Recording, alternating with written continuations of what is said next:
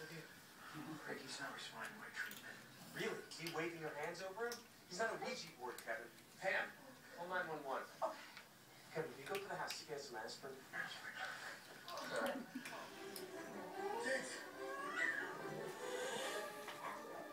Mama.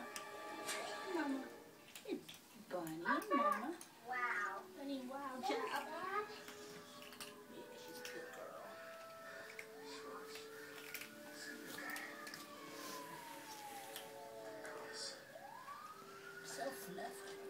Taking any other medication?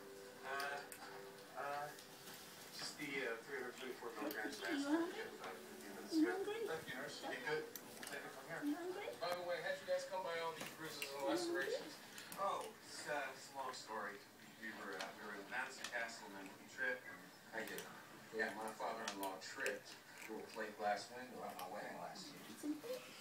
I was getting loaded up.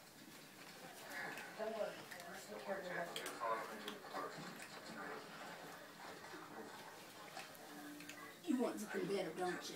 You want something better because I've been spoiling you. Yeah. Post-failure carotid artery remains steady as you pleaded your innocence.